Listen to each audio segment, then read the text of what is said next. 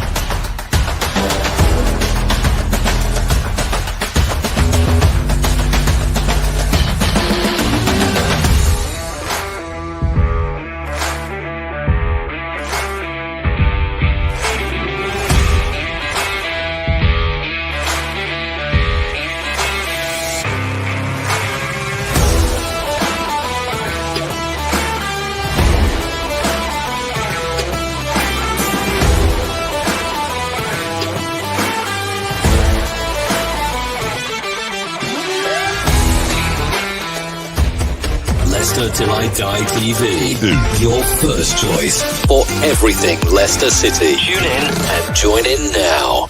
Right, Chris. All right there. All right, they're back. How the devil are we all? Big match time tomorrow. It's the return leg of our European tour. Yes, the European tour continues. We might be in the Skoda rather than the BMW at the moment, but we're still going. This is the European preview show with Chris and Craig. Ladies and gentlemen, it's time for the main event of the evening. 60 minutes of football fun and banter with Chris and Leicester Till I Die TV. Are you ready? Let's get ready to rumble.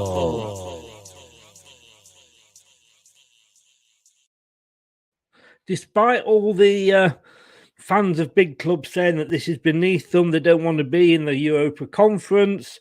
I mean, the name obviously doesn't help. I've got to be honest with you. It is still Europe and it is a trophy. And please, we had a discussion last night about Rodgers.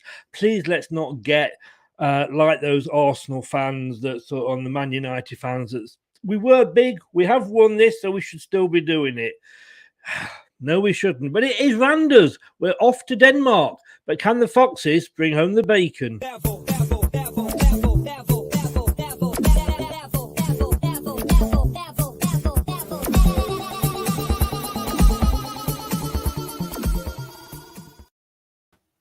I want to say hello to Craig. Had to get one Danish joke in there, didn't I? Yeah, I'm impressed with it, to be fair, Chris. You know, yeah, just slipped it in there, sort of silently, but unnoticed. To be honest, when you say you said you got to slip one Danish joke in there, how many have you actually got? That would be telling you. That would be. I wouldn't like to ruin the surprise. No, but okay. What wasn't a surprise is this. I'm going to test your memory in Leicester City FC on this day in history with Leicester Till I Die TV. And you've got a lot more memory than a lot of people, of course. Thank you. You're welcome. 5 years ago today, can you remember what you were doing? 5 years ago today, so what, 2017? 2017, yes. I don't know. Were we that would have been Champions League, would it? Yes, it would. Yeah. Yes. Who would we have been playing around now? Well, Syria? I'll put you out your misery because it's not regarding who we were playing, it's who we were showing the door to. 5 years ago today, Claudio Ranieri was sacked. Wow. Yes. Wow. It doesn't seem that long ago, does it? Exactly. Watch out for the mafia come knocking. Yeah. If you wake up in bed in the morning with a horse's head next to you, you'll know they've been watching the show. At the time, I must admit, I had to agree with the decision. Yeah, I wasn't sure, to be honest. Again, it's like the decisions there. You know, unless you've got somebody lined up who you're going to be impressed with, then I'm not a big fan unless it really, everything's hitting the fan. But I mean, we gave it to Shakespeare, didn't we? So yes, yeah. It was sad. It's sad. I mean, looking back, it's always going to be sad, and it's always going to be the sort of, the non-Hollywood ending to the Claudio story. But, luckily, everything that he did on the plus side will far, far overshadow those last few days. Yes. And people have been sort of, because I did yesterday, the Rodgers in, Rodgers out, Rodgers shake it all about show. And a lot of people were comparing that, we didn't, Claudio had probably given us the biggest prize we had ever or ever will get. And yet, there he was being sacked. But we were, and let's not forget it, in a relegation battle at that time. Yeah, we were. We weren't doing very well at all. And the thing is, what slightly annoys me is all our so-called fans, I guess, supporter, talking as if they know exactly what's going on behind the scenes. I'm sure there was a lot more going on behind the scenes. At the time, it was rumoured, wasn't it, that he'd lost the dressing room.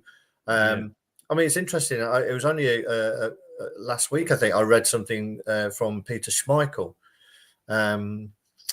talking about Ranieri's time at Leicester, and was saying basically that was the players' team. It wasn't Claudio. It was the players. Now, obviously, he's got a vested interest in that, with his son being at the centre of it. But he was quite adamant that the players were running that team more than Claudio, to be honest. So I don't think we'll ever know what the truth was behind the scenes. But we don't know, and we don't know now, do we? So we don't. We never will. And a lot of the time was, there's certain journalists out there you tend to believe more than others. I mean, Fabrizio Romano, for example, regarding transfers, but he gets it wrong. And there's a lot of players were quoting Rob Tanner, and he's a very good source, but again, he can be wrong. And you can, let's be honest, you can read the same story in two different papers or two different sites on the same day, both giving you different sides of the story. So you take your money, you pay your chance, don't you? Really? I think it's been encouraging this week, not only to see the 15 youngsters who have all been given professional contracts, but also Pereira and James Justin. Well, we're going to be coming on to that in a second. Right. It's almost like I knew what you were going to talk about, Chris. It is, isn't it? Can I just say, it's worrying for me if my brain is in tune with yours. Well, they do say, don't they, if you get a lot of women working together over a period of time, their periods end up sinking. I think don't know what that says about us too. Well, I think we've probably been likened to two old women. Probably. All we need is that fence to lean on. The fag hanging out the corner of your mouth. Deirdre, have you heard? Les Dawson and Roy Barraclough. Yes. I'm going to let you choose. I don't know, either or, to be honest with you. Good evening, Scott. Welcome along. Thank you for joining us. And talking of, no, be careful what I say here. She'll hate me. Kate, good evening, Kate. Flying solo by the look of it. I don't know where hubby is, but you are most welcome on your own, Kate. The one probably that talks more sense out of the two of you. Don't tell him I said that. Don't tell him I said that. But yes, as you quite rightly pointed out there, we have got some good news. If I can just find where I have put it. And that Leicester City defender, James Justin, has signed a new contract committing to the club till 2026. You know, that you say that's two, isn't it? I mean, and you've got all these papers saying, oh, this team's after this player, this team's after that player. As usual, in the summer, we're going to end up with like a five-a-side team, if it's to be believed.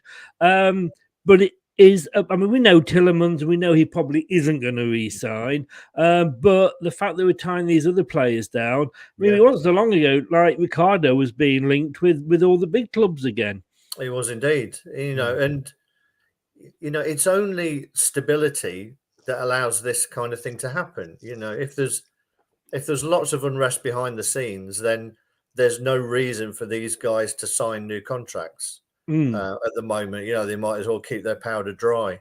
But they're clearly happy enough. Ricardo came out and said how happy he was at the club, how much he enjoys it, which is great to hear. So, you know, as much as everybody wants to have a pop at the moment, and you know, we can all disagree with certain decisions and this, that, and the other, but at the end of it, you need some kind of stability to see where we can go and see if we can get back to where we want to be. I think if you criticise a club as a fan, it doesn't make you any less of a fan. You know, I mean, I actually called Brendan Bellend the other week when he made that substitution against West Ham, which I believe cost us the 3 points. But that doesn't necessarily mean I want him to go, you know. It's part of a long-term project for me. And, you know, this fact that he's always, this third-year syndrome with Brendan, well, maybe somebody needs to give him that fourth year to show what he can do.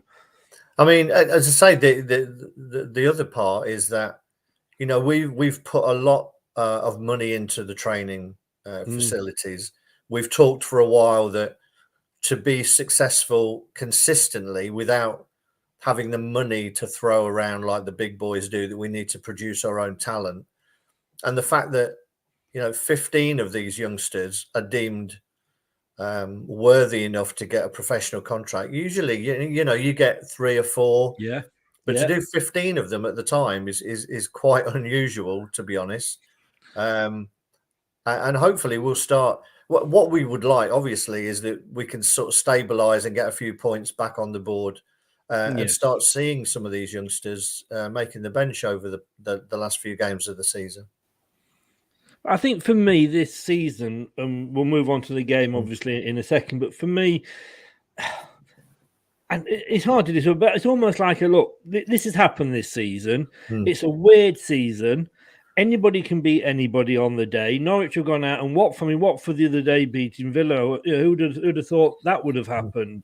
So it is a weird season, and we have had. I mean, I've kept saying we've had 9 injuries to defensive players at some point this season, and then you take your couple of strikers and midfielders into play. I think it was Clinton Morrison said. After the game against Wolves, judge Rodgers when he's got a fully fit team. Don't judge him now. You know, I think because he doesn't come out and blame the injuries, it tends to get overlooked. Yeah, I think, you know, I think, as I said before, I think he's got credits in the bank, and you know, if we were fighting to stay in the league, then obviously I think. It might be a different kettle of fish, because sometimes you're forced into a corner where you try and get that new manager bounce. But at the moment I can't see that happening to us. So I think he deserved a relatively poor season. And I know the newer fans don't like us older fans sort of banging on about it, but you know, there was a time that and not that long ago when, you know, 12th or 13th in the table would have been a bloody good season. So exactly. You know, so I think he deserves to rebuild the side. You know, I think he's earned that in terms of where we finished. Everybody who was annoyed at 5th place would gladly take 5th place now. It just shows you how fickle fans can become. 12 months ago, it was a case of, you know, Rodgers was being linked with all these other clubs, and everybody was up in arms. Yeah. He's our manager. You're not having him. Go and get your own manager. Yeah. Now it's, do you want him? You can have him. We're fickle if nothing else as football Yeah, fans. and I mean, we laugh at the likes of Watford, who sack their managers all the time. I mean, is that what we want to become? So yeah. You sack Brendan now, and then someone comes in, that doesn't work. You sack him, and you get another one, that doesn't work. You sack it. I mean, where does it stop? At some point, you've just got to take a leap of faith, give someone a little bit of credit for what they've done in the past. So clearly, they're not a bad manager, and just go with it and see what happens next season. If we get anything this season, an extended European run would be great. Yeah, and if we can just sort of sneak away into the top 10, then it's a disappointing season, but it's not a bad season. No, like I say, be careful what you wish for, and it is a case of, if we're in a relegation battle, we would be having a different conversation. Yeah. But we are on to Europe, and this is the main part of the show. Ladies and gentlemen, it's time for the main event of the evening. 60 minutes of football fun and banter with Chris and Leicester Till I Die TV. Are you ready? Let's get ready to rumble. You're always ready to rumble, aren't you, Craig? Always. Yes. You're never, you're never anywhere when you're not ready to rumble. Rennie says, guess who's back in training? And of course it's Fofana. It would be Rennie, you love Fofana. I love the fact that you love Fofana. I just don't put too much pressure on him. No. It's only one player that's coming back, but it is great. It is fantastic to see. Vardy was back in training today as well. Well, I mean, it's all good, isn't it? It is all good. I think the thing with the Vardy one, of course, it does show that he is taking longer to recover these days. But, and Rennie also says, are you Rodgers out or in? I think from that last conversation, you can both see which side of the fence we are plonking ourselves on. And if you want to see which side of the fence, or read which side of the fence that I am plonking myself on, please go onto the BBC website and go onto the Leicester City page, and you will see Tuesday's talking point, which was very kindly called. I'm just trying to find it now, and I can't see. But basically, it is. No, where? It is here somewhere. Oh, yeah.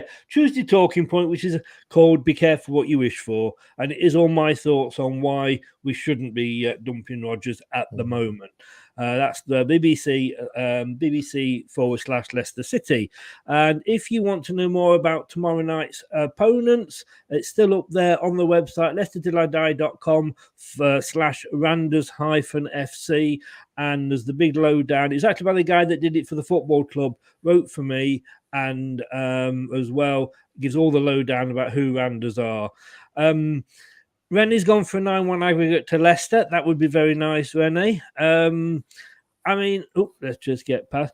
This was what happened last time, but at half-time, I don't know about you, Craig, but at half-time at 1-1, I was a little bit like, oops, where's this going?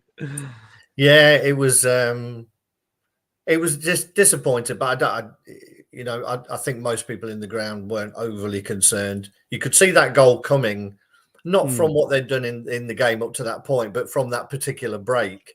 It's one of those that I don't know whether there's some kind of homing device on defenders running back to their own goal that they have to go all the way to the goal line. Whether it's part of the goal line technology, I don't know. But it seems that every time you're running back, you end up running past the ball, running past all the players and just going on the line. And you could see they had 2 or 3 of them just waiting on the edge of the box for a pullback. So it was a fairly simple goal. But before that, we'd created numerous chances. What we don't want is that to become a thing as well, because you could argue that we did the same against Wolves. But going back to the Randers game, we made enough chances in that first half to be confident that there were more chances to come in the second. Did you go to the Randers game? I did, yeah. Yeah. What was the crowd like? Were they, with all everything that's been going on, was they kind of relieved, or because there was a certain expectation, wasn't there? There was. I mean, I thought the crowd, even when there was an equaliser and it wasn't that long before half time, I think again there was one or two dissenting voices, but I think overall the crowd were with the team. You know, they saw the effort, they saw the number of chances that were being created, and it was a fairly positive atmosphere. It was a different kind of crowd, though. It was there was a lot of kids in. You know, it was. You could hear the high-pitched voices coming from the other end. At one point, if anybody's familiar with the film Life of Brian, it just reminded me of the chant of, "Are there any women in here today?" Because the high-pitched voices coming from all around the ground. But which is great because you know you've got that next generation of Leicester fans who are there, seeing their team win, score a few goals, and that's what we want. We want local kids to be proud of their local team and not defecting off and buying the shirts of the big clubs. Yes, indeed. And I mean, unlikely start to that game was indeed scoring. Like you say, they got one back just before half time. And then I think what settled a lot of the fans, certainly for me, was the fact that we scored so early in the second half with Harvey Barnes. Daka got his goal, but for me, the fourth goal, I was just so happy for Kieran Dewsbury Hall. Yes. He deserved that. He was man of the match for me. And we were talking earlier about the youngsters coming through and making it into the first team. And you call him a youngster, and I guess he's not really. He's 24, so he's not a youngster in the true sense of the words. But you've got to look at him, and they've got to look at Luke Thomas, and they've got to think this is a team where I can make a mark. I'm not just going to. Yes, some of them will be loaned out and never come back, of course. But you know, you look at this and you think like this. You know, as a player, this is a team where I can make a mark and be given a chance. Yeah, you will get an opportunity. You know, and as you say, Dewsbury Hall had a great game. You know, coulda, shoulda, scored a couple in the first half. Every chance he had seemed to fall to his right foot, but eventually he tucked one away. I watched a little bit of it back, and in the league, that the Daka goal would have been ruled out for offside, but there was no VAR. So, but again, it was one of those where you thought that we had another couple of gears to go into if we needed to. And looking at, and we're going to be coming on later, and probably trying to pick who we're going to sort of play on tomorrow night. But looking at that team. He went for it, in fairness, because we were all just wondering, like, you know, how is he going to approach this? Because you never know with the underdogs, do you? You know, as in Nottingham Forest, as in New. We've been there as a club, haven't we, with the underdogs? Yeah. But he took it seriously, and even in that game, Vestergaard played well, I thought. He did. He wasn't put under a lot of pressure, to be fair to him. No. Which is probably the reason that he was bought.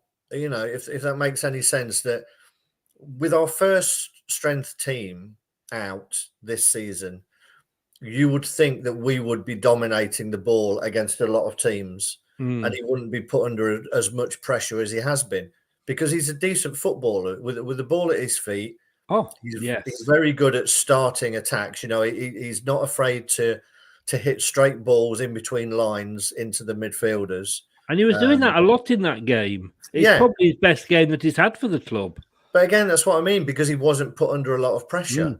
And I think, you know, that's probably Brendan's thought process was that, you know, people, the more successful we are, teams don't press us as much, or there's a lot of teams that won't press, and therefore he'll get the opportunity. You see how often Johnny gets the ball when he was fit and doesn't make those threaded passes.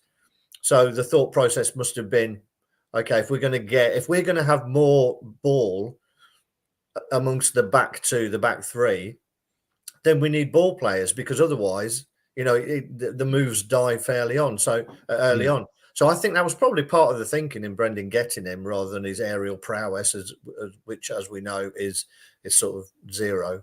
I think it would do him good as well, because he's come in, and like we've just said there, 9 injuries to defensive players. And we've often said, well, you know, why does Rodgers keep changing the back four? But he probably comes in on match day and says, right, any defender that's fit, put your hand up. And like, oh, shit, I've only got 3. I'm going to have to go 3 at the back. And then you got Vestergaard, who's new to the team. So, oh, this is your new defensive partner. Oh, you have not met you before. It's been a bit of a baptism with fire for the poor guy. And I think he's probably a better player and a better defender than we've actually seen this season.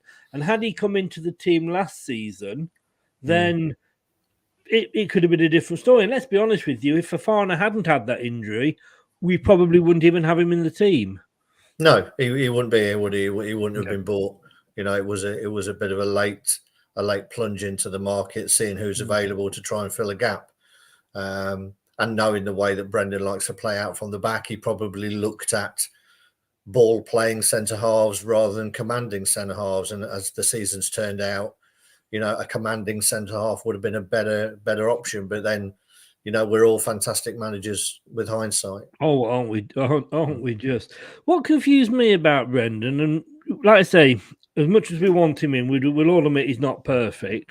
But on this game, I mean, looking at it there, we've got Bobby and JR's brother, Ewing, in the substitute. So we can obviously pick players from that sort of under 23s. But, you know, Jupokovic was on there. Is this maybe just to keep him happy? I don't know how it can be unless, you know, unless he's very good at fetching the drinks. I don't know. You know, I'm not sure. I remember looking at like the team I'm thinking that makes absolutely no sense whatsoever. You might as well put Mike Stowell on there because, you know, for the chance that he's got of coming on. Yeah. I don't know. And it really did make absolutely no sense unless one of them is a fantastic outfield player. You know, maybe Jakupovic is a fantastic centre half. We just don't get the chance to see him. I don't know. Yes, it does seem a weird one. I mean, Jupokovic, in fairness, is very happy to play this third fiddle role, where he only gets on the bench when Ward's playing, which is obviously in the cups, which we're out of 2 now. So I don't know. I mean, we're supposed to have all these young goalkeepers coming through as well, but that did seem a bit of a weird decision. It really did. And looking at the game itself, I mean, you were there, so obviously you see it in a different way to those of us that are watching it on telly. But we obviously dominated possession. We dominated shots. The worrying thing is still there that they only had 4 shots, but they still managed to get a goal. And I can't even see that myself, to be honest with you. Let me just, I'm going to make mine enlarge.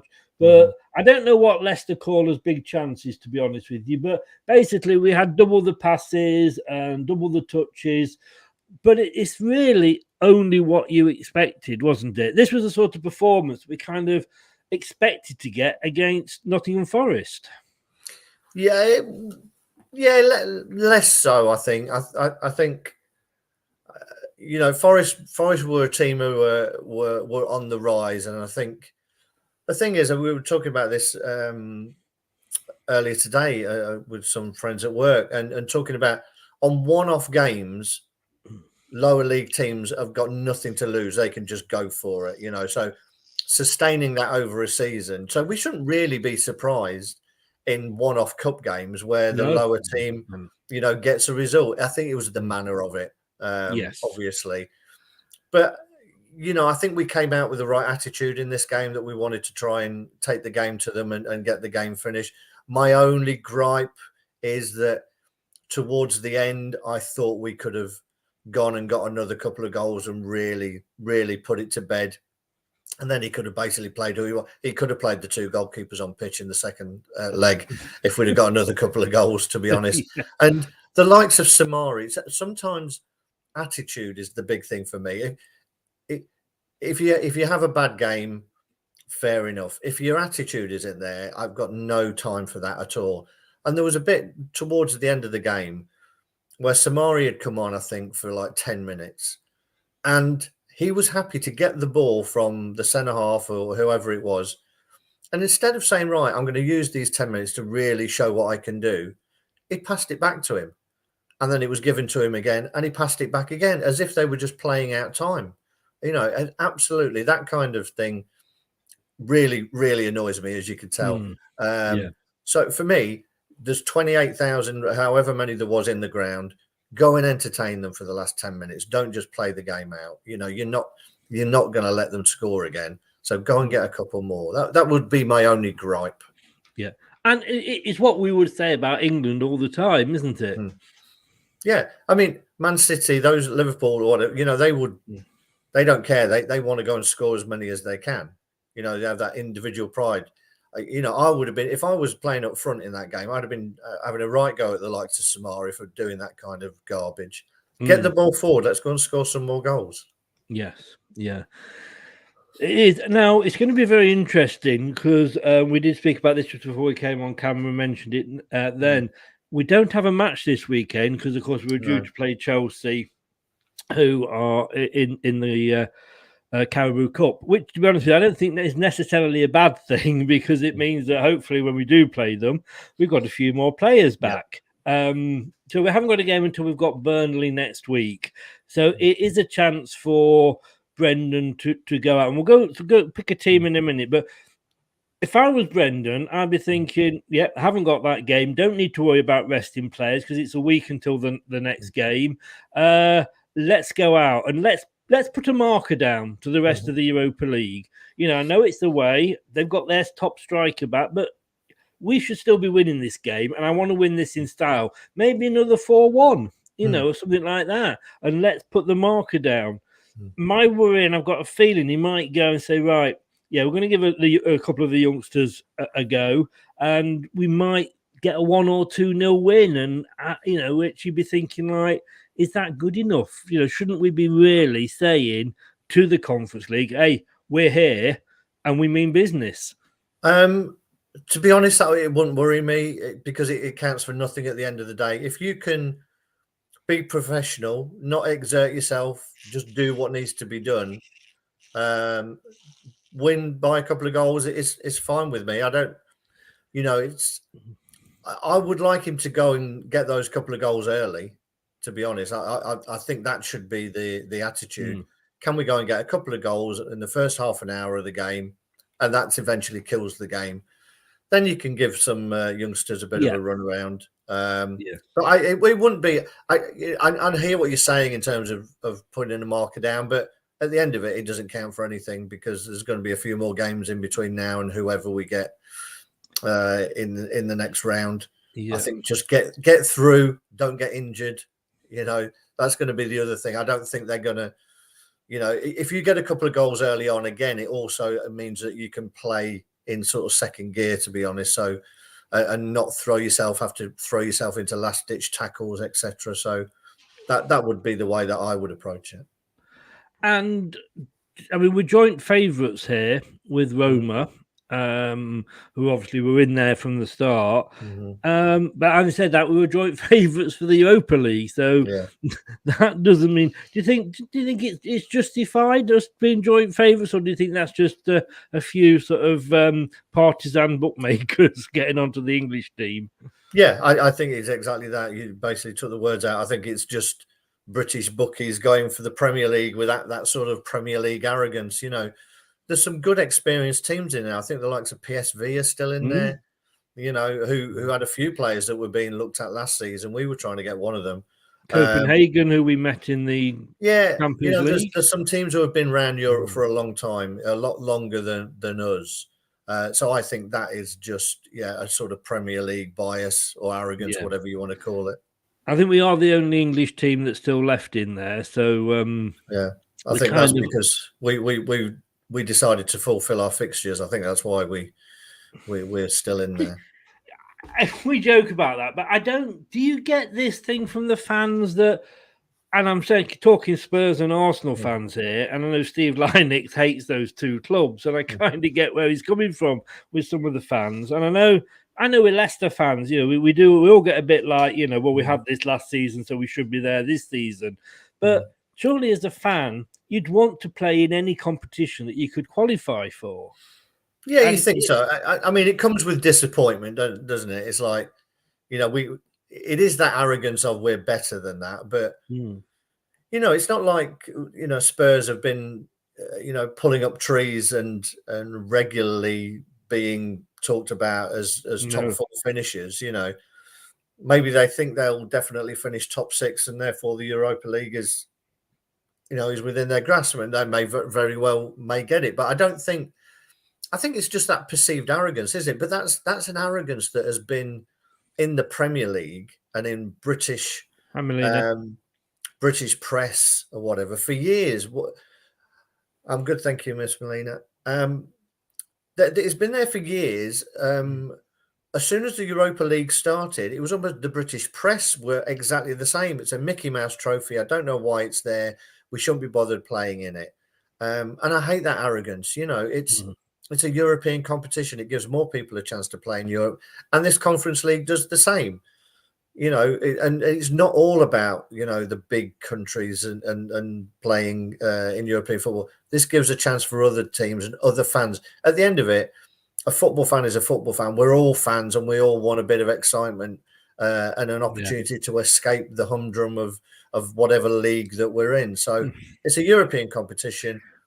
You would look at that, and in fairness to Spurs, they could have won that. Oh, definitely. Now, especially now they've got not say a decent manager. That's unfair to Nuno. Now they've got them a manager in that they probably wanted, rather than one that they had to have. They could have really gone on and won that. Definitely, and you forget it. It's like the Carabao Cup, isn't it? Everybody moans about it until you're in a semi-final or a final, and then it's fantastic. Yeah. Everybody's scrambling for a ticket, and moaning about why they didn't get one. Yeah, So for me, it's a competition. If you're in it, you want to go and win it. And I think probably, to be honest with you, a lot of it is just sort of the name of it that hasn't helped in this country. Because of what we consider the that's not called the conference anymore, but it's still got that sort of fifth tier sort of feel about it. But we were talking about what what might be done on the old team front, and I thought for a bit of fun, we could have a look and see where we are. We're a little bit better off than sort of knowing like not knowing who's going to be fit or whatever to play. So we have got some idea. First of all, what formation would you go for? No, I don't mean let's not put Rodgers, because normally when we did this, of course, you used to put Rodgers' hat on, and to be honest with you, I wouldn't do that to you now because you've just no idea what's under there. So what sort of team would you want to put out? I mean, I'd like to get back to having two up top and seeing how that works, to be honest. So the only way you can do that is by going 4-4-2, and then you end up playing, some of your top players get dropped or they're out of position, or you go like a 4-1-3-2, and you play narrower, but you allow your fullbacks to get forward. So we can't go 4-1-3-2 because I haven't got it on the list. All right, I was going to say that would have probably been my preferred choice, but let's go with a good old fashioned 4-4-2 then. Yeah, I am limited. I've got that 4-4-2, or I do have that 4-4-2. You choose. We'll go that because it's simple. Exactly. We know what it is, and for us old timers, it's we need to keep it simple. But I do get where you're coming from with that. But obviously, these sites don't keep up with the changing formations that managers do. In goal, it's Schmeichel, it's Denmark. We don't particularly need Schmeichel in goal, I don't think, but he's not going to not play him in Denmark. It's going to mean so much to him, isn't it? So, yeah. Can you convert that to a diamond? What we're looking at for a diamond? So it's 4-1-2-1-2, isn't it? I don't know if it will do it. I've got 4-1-3-2. That one there, 4-1. Yeah, 4-1-2-1-2. That one. Because that's a bit there. There we go. Your wish is my command, O wise one. Very much.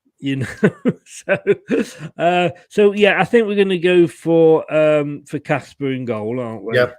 Because oops, and I'll learn to spell.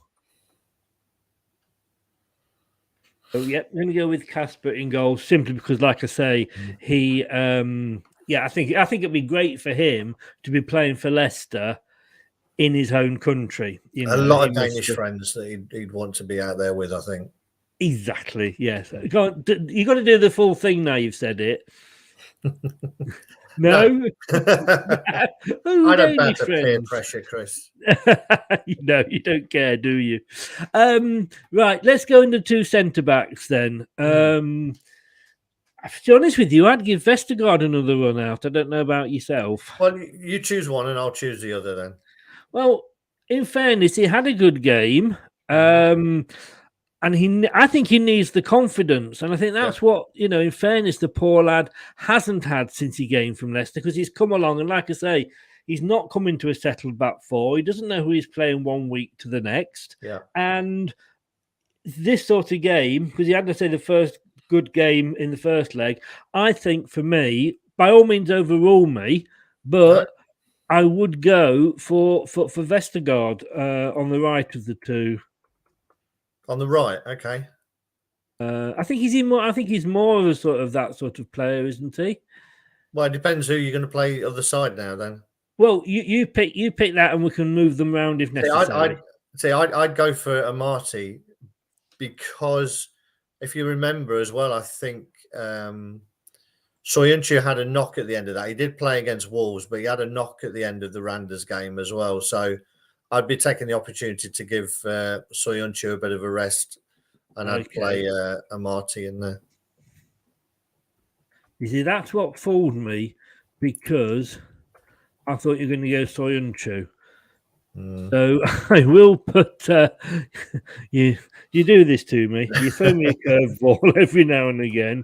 I think Amati's a more natural player at covering around behind fullbacks as well. Yeah, and to be honest with you, if you're going to Marty, then yes, he would be more natural, say on the right. Yeah. So yeah, I totally get what you were saying with the Marty. Yeah. Are you happy with Vestergaard, or would you? Yeah. No, as I say, it's a chance to rest up Soyuncu. Indeed, because I think he's going to be needed for a more physical battle against Burnley. Let's face it. Exactly. Well, I'm sure sort of Vestergaard wouldn't be ready for the physical battle against Burnley. So left back, who would you have in that position? Luke Thomas for me. I think he's done very well, even when he's come on as a sub. He's had to cover. You know, he came on a couple of games ago, halfway through a game, and he to be fair, he probably strengthened us. Yeah. So I've been impressed with Luke this season. You know, he still has he can still get done a little bit, but he's young.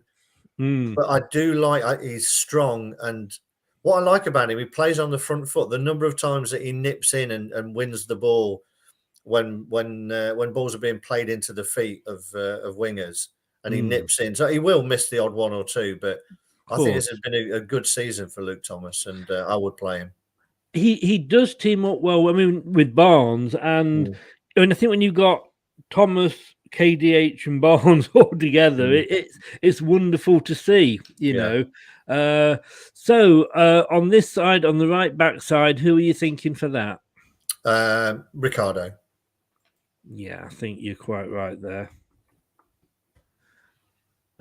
I mean, it's great news that he signed. I mean, you know, not so long ago, he was being linked with the likes of Barcelona and the bigger clubs. He was, I think obviously that injury knocked him back a bit, and those teams started looking elsewhere. But again, he's starting to get back to somewhere near his best form. He looks positive when he plays. He's loving trying to get forward.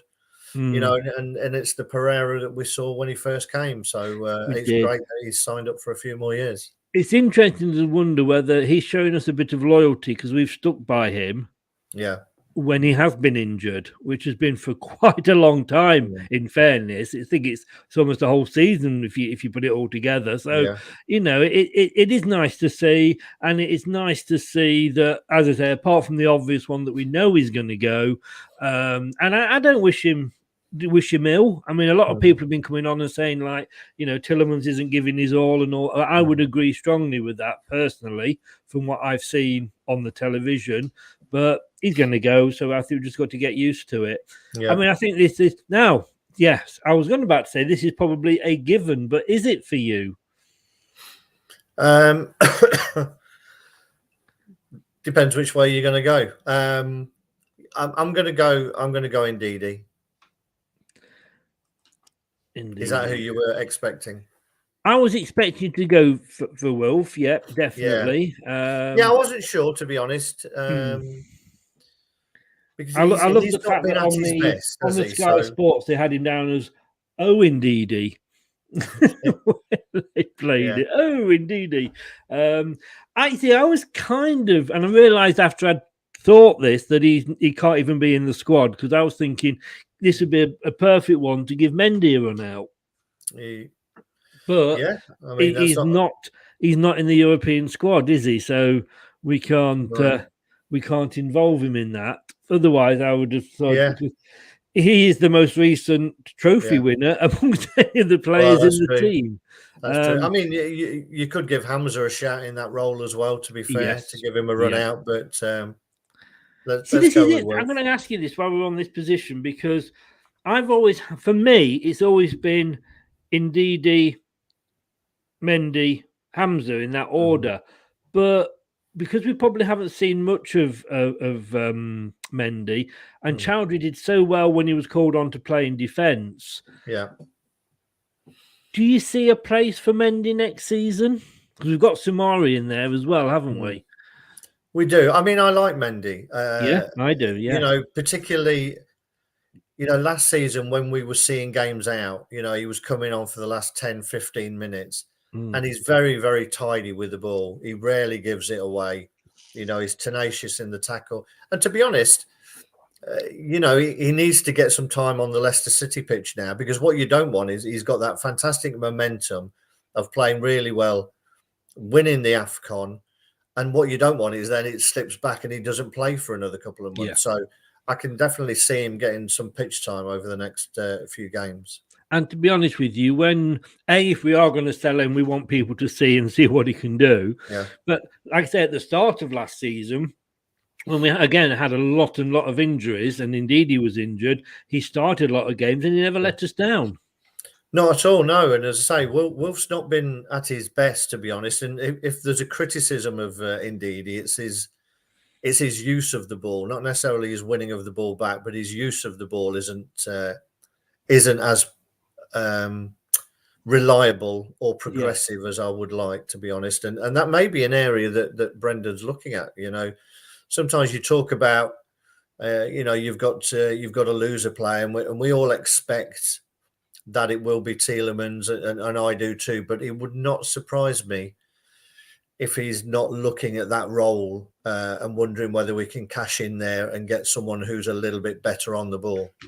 Yeah. Now, the central attacking midfielder, I'm just checking the draw for the next round. I know I'm being a bit presumptuous here. Is actually on Friday. Is it? Yeah. Yeah. So who would you put? And this is going to be interesting, because I'm not sure who you'd go for here, because I think we may differ again. Who are you going to have in that central midfield role? I'm not overly sure. I'm open to persuasion here, but I'd be tempted probably with Madders. Oh, really? See, just with having the two up front, I think he likes sliding those passes in. And I know Yuri does as well. Most of his decent work is sliding in fullbacks.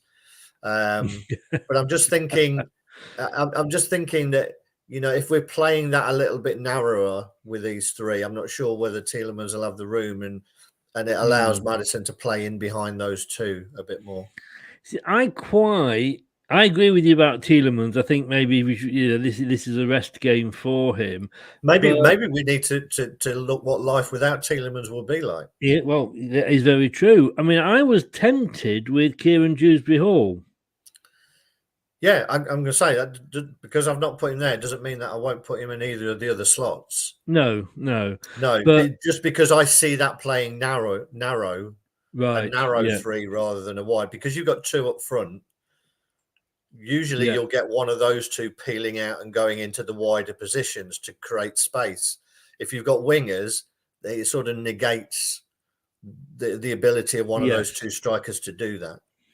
Okay, I can see where you're coming from now.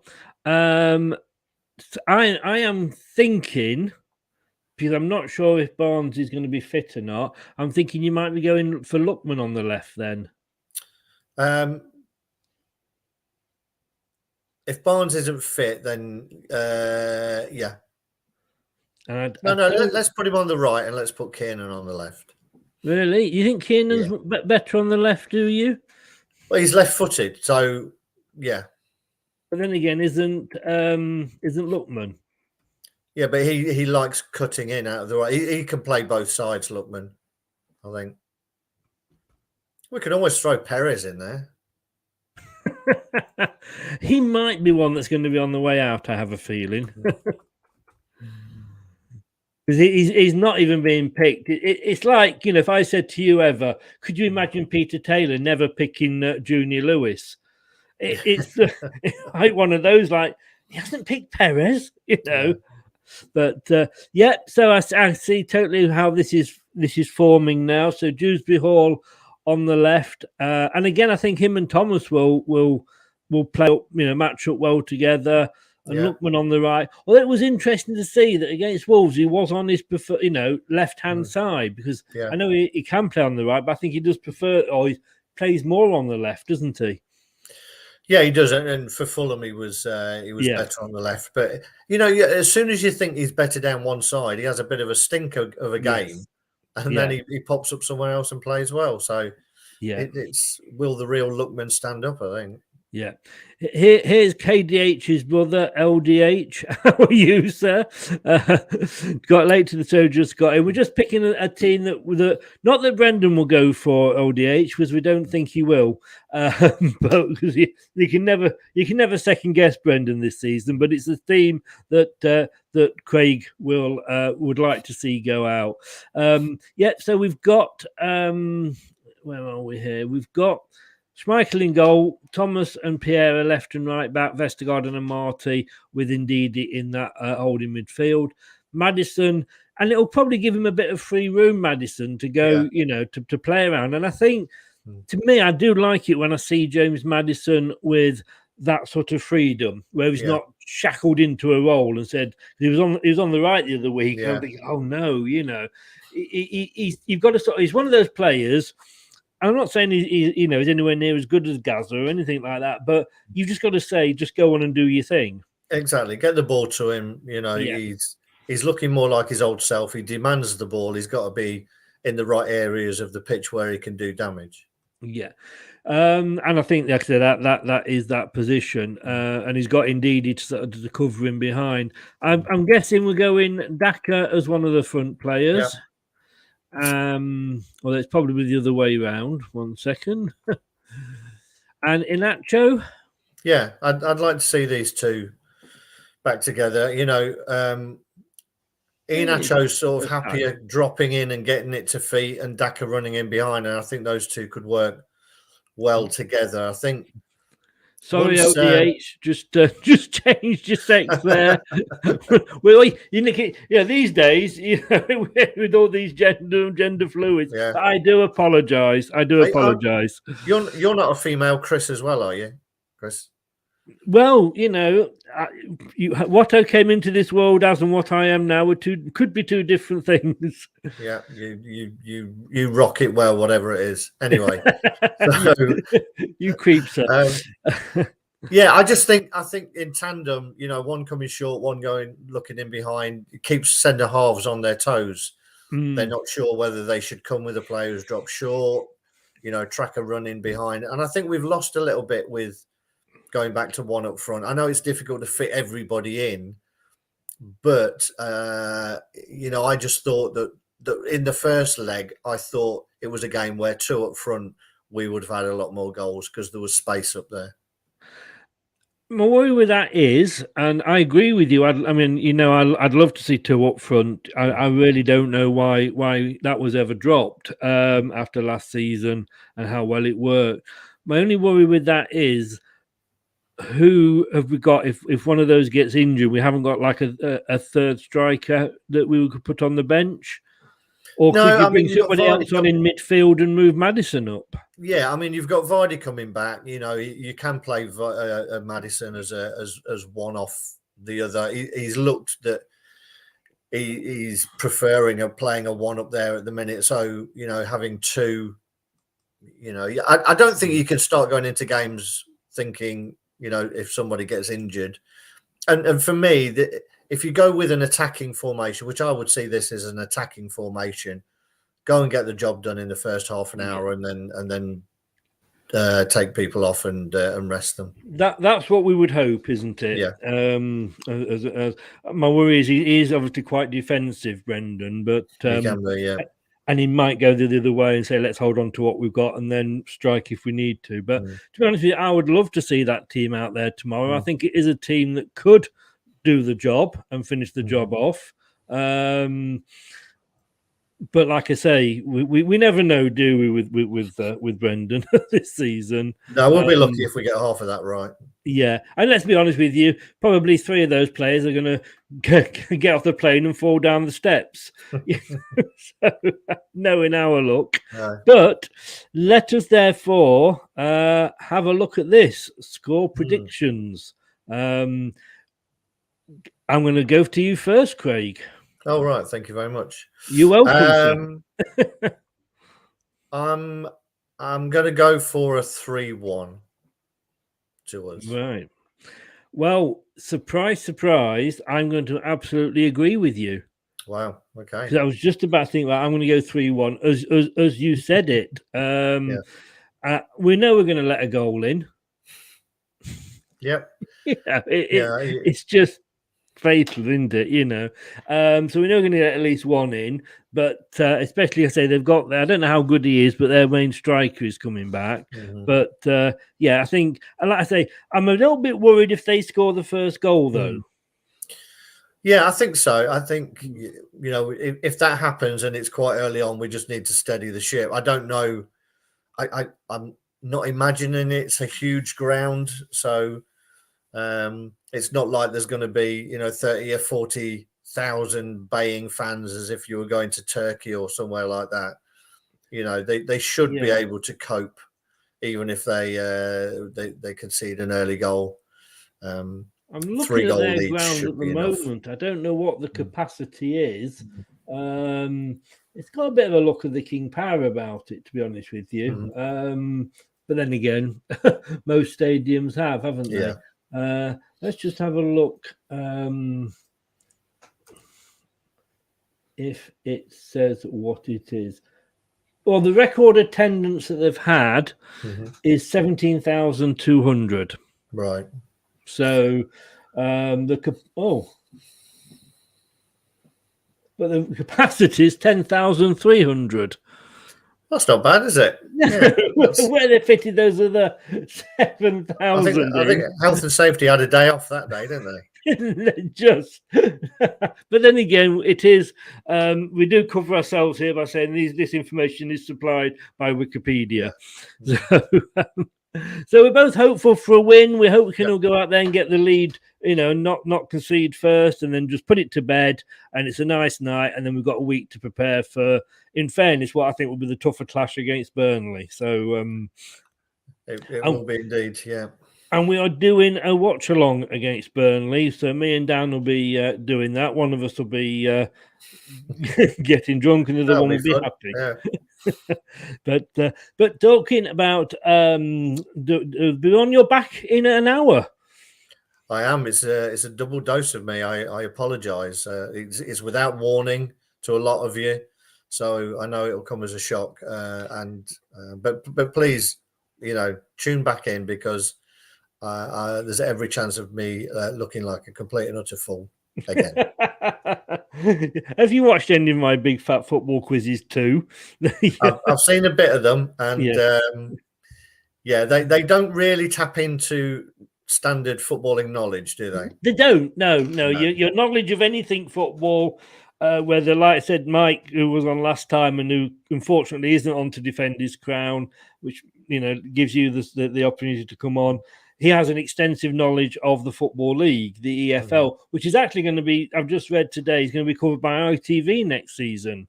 Oh, is it? Okay. Yes. I noticed that they're having a VAR light as well, version of VAR in the I think because the Women's League are bringing it in and the Championship. I'm not sure exactly what VAR light means, but I'm sure that they're having some system. So that's a little bit of good news for Dan and the Burnley fans, that they'll be able to take that with them into the Championship next season. Oh, fighting talk, Craig. Fighting talk. Thank you. We know they'll stay up. We all know they'll stay up. I have a feeling they might do now, to be honest with you, but let's hope we don't help them, eh? Thanks for coming on, Craig. Thanks for your input, as always. We appreciate it, and I will see you in an hour's time. Take care. Excellent. Cheers. Thanks, everyone. Bye. Thanks. Bye-bye. Thanks to Craig there, my wise old owl, as always, keeping me in place. Please, if you haven't done already, would you do this for me? Watch us on YouTube. Listen on your favourite podcast platform. Or ask your smart speaker to play the podcast Leicester Till I Die. Subscribe, like, follow, and join in now. Indeed, if you've not yet, please give us a subscribe. No problem, Craig. That's fine. I'm going to do the same. And we're going to be back in an hour, like I say, for the Big Fat Football Quiz 2. And you know that there's, the big fat bit is me. The football quiz is a very, very tenuous link. But we're going to be back at 9 o'clock with that, when Doug will be taking on Craig. Thanks for watching. Thanks for joining in. Here's to an easy game tomorrow night, let's say. Not that I expect it to be easy, but let's make it easy for ourselves, is what I'm saying. And I will see you all in an hour's time. Thanks for watching, and thanks for listening if you're catching up on the podcast platforms, and we will see you in a bit. Remember what I always say, don't do anything I wouldn't enjoy. Good night.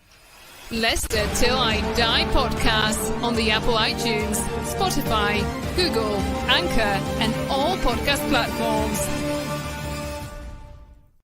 The Leicester Till I Die shop is now open. For all your Leicester Till I Die merchandise, visit the Leicester Till I Die shop at our website. Thanks for watching Leicester Till I Die. This is Chris saying goodbye, and see you next time. That's all, folks.